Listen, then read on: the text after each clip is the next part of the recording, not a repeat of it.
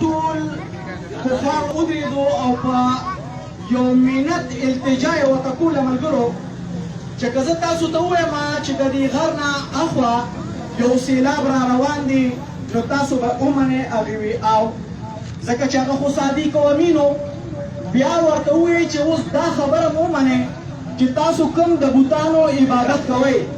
نو دا ابس دی او تاسو صرف دا کلمه ووایئ چې لا اله الا الله لا اله الا الله نو زما عزتمندو مشرانو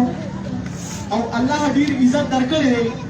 نو چې چا په هغې ایمان راوړو او کلمې ووایي هغې کامیاب شو او چا چې انکار وکړو نو هغه د جهنم لرګي شو نو زه به تاسو له نور څه نشم ویلی خو زه به تاسو له د پیغمبر مقابل د صحابې نه ګرځوم خو زه وایم چې زمونږ د ساولډیر دپاره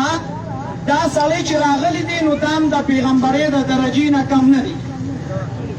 درجه ورته نه ورکوو خو بهرحال ستاسو لپاره ډېر محترم سړی دی او زه سره تاسو په یو باندې نه دی کوپریشن وکړئ